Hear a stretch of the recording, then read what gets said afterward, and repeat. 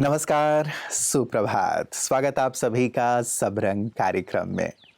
मित्रों, कितनी अद्भुत सी बात है ना कि इस संसार में जितने भी लोग हैं, अभी लगभग 750 करोड़ से भी ज़्यादा लोगों की आबादी पूरे संसार में है, लेकिन किसी के भी सिर का बाल एक दूसरे से नहीं मिलता, किसी के भी थंब प्रिंट एक दूसरे से नहीं मिलते।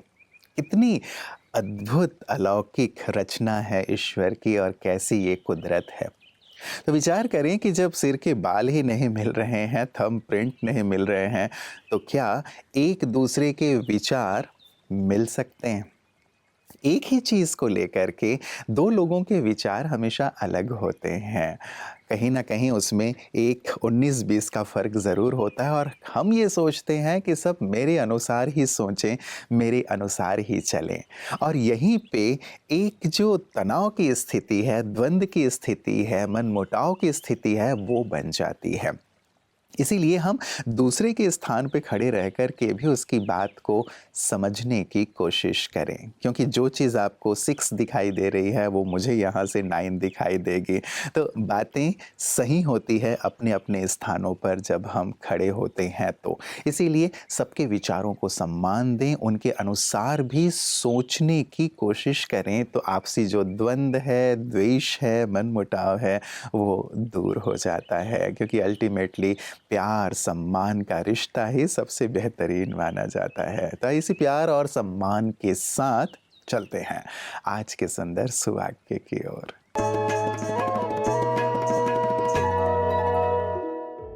अपेक्षा से बेहतर है आत्म विकास। मन सोच विचारों का कर्म स्थल है जो हमारे बर्ताव का निर्णायक बनते हैं। हमारे गुणों का विकास या पतन हमारे सोच पर निर्भर है। जब हम अपने सोच और इच्छा के अधिकारी हैं, तो हम ये क्यों अपेक्षा करें कि कोई दूसरा उसके पूर्ति का कारण बने? मन जो अपेक्षा का स्रोत है, अगर इच्छा को पूर्ण करने का मार्ग भी खुद रचे, तो यही आत्म विकास है। दूसरों से मांगने के बजाय अगर हम अपने गुणों की वृद्धि करें, जो हमें संवेदनशील, समझदार और परोपकारी बनाती है, तो हम दाता बन जाते हैं और यही आत्म विकास दुआओं का आधार है।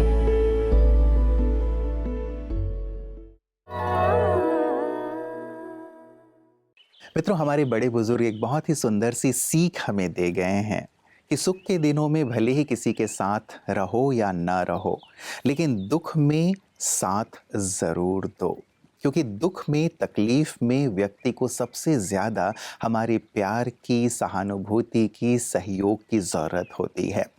अन्य चीज़ों से हम सहयोग दें ना दें, लेकिन 2 अच्छे शब्दों का सहयोग तो ज़रूर दे सकते हैं कि सब कुछ ठीक हो जाएगा। आप निश्चिंत रहें, ईश्वर आपके साथ हैं, हम भी आपके साथ हैं, हमारी दुआएं आपके साथ हैं। इतने बोल भी तकलीफ़ग्रस्त व्यक्ति के लिए काफ़ी होते हैं। तो मित्रों, इसे हम अपने जीवन का बहुत ही सुंदर सा मंत्र बना लें कि ऐसे समय पर सुख में भले कहीं जाएं ना जाएं किसी के समारोह में, लेकिन दुख के पलों में हम अवश्य साथ देंगे।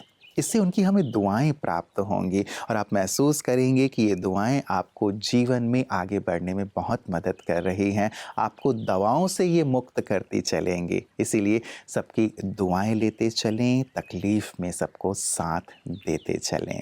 ऐसी सुंदर बात के साथ चलते हैं अपने अगले सेगमेंट स्वास्थ्य की ओर। ओम शांति फ्रेंड्स।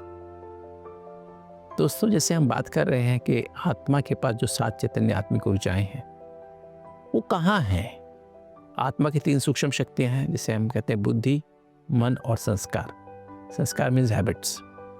और बुद्धि है ना दोस्तों, बुद्धि के 4 एस्पेक्ट्स हैं। बुद्धि फिजिकल तो नहीं है, इंटेलेक्ट है ना उसके, फिजिकल तो नहीं है, ये सूक्ष्म है ना बुद्धि। आत्मा की एक फैकल्टी है, सूक्ष्म शक्ति है। मन को भी हम, बुद्धि को हम देख नहीं सकते, मन को भी हम देख नहीं सकते, संस्कार को भी हम देख नहीं सकते। वो तो जिसके संपर्क में आने के बाद हमें संस्कारों को, आदतों को पता लगता है दोस्तों। तो बुद्धि क्या है? बुद्धि के 4 एस्पेक्ट। पहला जो एस्पेक्ट है बुद्धि का, वो है कॉन्शियसनेस, कॉन्शियंस, जिसे हम चेतना भी कहते हैं, अंतरात्मा भी कहते हैं और दिल भी कहते हैं। एक तो दिल जो फिजिकल बॉडी का दिल है, जिसे हम हार्ट कहते हैं, और एक आत्मा का भी दिल है, हार्ट ऑफ द सोल, आत्मा का जो दिल है उस चेतना कहते हैं। तो दोस्तों वो पहला एस्पेक्ट है। दूसरा एस्पेक्ट है विवेक, wisdom, third eye of wisdom, जिसे हमने अभी थोड़ी देर पहले बताया था, कुछ एपिसोड पहले, सत्य को परखने की शक्ति। बहुत सारे सत्य में से एक सत्य को, हंस जैसी हमारी बुद्धि हो जाए कि हम हजारों कंकड़ के बीच में से एक मोती जो है, 2 मोती पड़े हैं, वही दिखाई दें, वो सत्य को परखने की शक्ति। और दोस्तों तीसरी जो आत्मा की, जो बुद्धि की जो एस्पेक्ट है, वो है सत्य, यथार्थ निर्णय करने की शक्ति, अर्थात दिव्य बुद्धि। एकदम डिवाइन इंटरेक्ट हो जाए कि हमारी एकदम सही निर्णय, हमने सत्य को परखा और सही निर्णय कर लिया, यथार्थ निर्णय कर लिया। और चौथी जो एस्पेक्ट है वो है दोस्तों चित्त, सबकॉन्शियस माइंड। तो ये बुद्धि के 4 एस्पेक्ट हैं दोस्तों। इसका आधार है, तो जितना अधिक हमारा दिल ट्रूथफुल होती है, सच्ची और साफ होती है, अर्थात जिस दिल में सत्य की समझ ABCD है, जितना अधिक दिल में सत्य की समझ है, ABCD से उत्पन्न होती पवित्रता की एनर्जी, वो पवित्रता से शांति की एनर्जी, शांति सत्य एवं निस्वार्थ प्रेम की एनर्जी, अत्यंत, और जितना उस प्रेम से, सत्य एवं निस्वार्थ प्रेम से अत्यंत सुख की एनर्जी, उससे आनंद की एनर्जी, और आनंद से हमारे अंदर 8 शक्तियाँ पैदा होती हैं दोस्तों। तो हमारी जितना दिल सच्ची साफ होगी, और जितना अधिक हम परमात्मा के महावाक्य, जिसे हम मुरली कहते हैं, उसका मनन चिंतन मंथन होगा, उतनी हमारी दिल साफ होती है दोस्तों। उसके आधार पे हमारा जो विवेक है, third eye of wisdom active होती है, और उसके आधार पे जब third eye of wisdom active होती है तो उससे हमें यथार्थ निर्णय करने शक्ति पैदा होती है। और जितना हमारी निर्णय शक्ति यथार्थ होती है, उतना हमारा चित्त शांत, एकाग्र, आनंदमय होता है। और दिल में अगर हमारे असत्य है, बॉडी कॉन्शियसनेस, रोड कॉन्शियसनेस है, मेटल कॉन्शियसनेस है, उतना हमारा विवेक कंफ्यूज होता है, निर्णय शक्ति भ्रष्ट होती है, हमारा चित्त अशांत, चंचल और बेचैन हो जाता है। और चित्त के आधार पे ही चिंतन चलता है कॉन्शियस मन में, चेतन मन में। तो दोस्तों इसको हम आगे समझेंगे अगली कड़ी में, कैसे चेतन मन में हमारा चिंतन पॉजिटिव चले। ओम शांति। मित्रों, जब हम किसी कार्य की शुरुआत करते हैं और उसमें असफल होते हैं, दोबारा तिबारा असफल होते हैं, तो फिर चौथी बार शुरू करने में उसे हिचकिचाते हैं। लेकिन हम हिचकिचाएं नहीं, घबराएं नहीं, क्योंकि अगली बार जब हम शुरू करते हैं असफल होने के बाद, तो शून्य से हमारी शुरुआत नहीं होती, बल्कि अनुभव से हमारी शुरुआत होती है। और वो अनुभव हमें मदद करते हैं उस कार्य को निखारने में, संवारने में या सफलता तक ले चलने में। आप देखें, थॉमस अल्वा एडिसन ने जो बल्ब का आविष्कार किया, पहले, दूसरे, तीसरे, न जाने कितने प्रयास किए, असफल हुए, लेकिन हर बार अनुभव से शुरुआत हुई और फाइनली वो सफल हुए। ऐसे ही सुंदर अनुभव हमारे विशिष्ट जन भी हमारे साथ साझा करते हैं कि कैसे उन्होंने अपने जीवन को शिखर की ओर बढ़ाया, या अध्यात्म या मूल्य उनके जीवन में कितना मूल्य रखते हैं।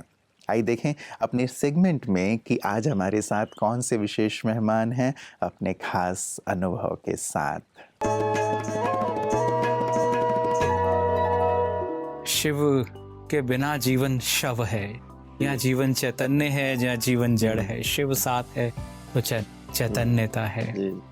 और आपने जैसे बताया कि जैसे दादा लेखराज, प्रजापिता ब्रह्मा बाबा, जिन्हें हम बड़े प्रेम से अलौकिक नाम से जानते हैं, वो भी पाकिस्तान की धरती से इस ईश्वरी विश्वविद्यालय की नींव रखी गई। आप भी वहाँ से भारत में पधारे, तो कैसे आपका आना हुआ, कैसे यहाँ आपकी एक धर्म की यात्रा, स्वधर्म की यात्रा, अध्यात्म की यात्रा आरंभ हुई? लगभग पूरा सिंधी हिंदू समाज पार्टीशन के बाद अपना सिंधु भूमि छोड़ता चला आया जी। तो उसी कड़ी में हमारे पूर्व संतों ने भी रायपुर छत्तीसगढ़ में आके अपना मंदिर की स्थापना की। पर बाकी शदानी दरबार के भक्त हम लोग सब 1969 में यहाँ शिफ्ट हो सके, क्योंकि 65 तक फिर युद्ध का माहौल लगातार बना रहता था जी। 69 में हम लोग यहाँ सकुशल पहुँचे, और उसके बाद से शदानी तीर्थ रायपुर में है। अब एक विशेष बात है कि शदानी दरबार के जो वहाँ लाखों अनुयायी हैं, भक्त हैं, तो उनमें धर्म स्थापित रहे, उनमें हमारे संस्कार सदैव कायम रहे, उनका आत्मबल बना रहे। उस कड़ी में हमारे पूर्व गुरुदेव संत गोविंद राम महाराज ने भारत और पाकिस्तान के मध्य एक प्रोटोकॉल एग्रीमेंट कराया है।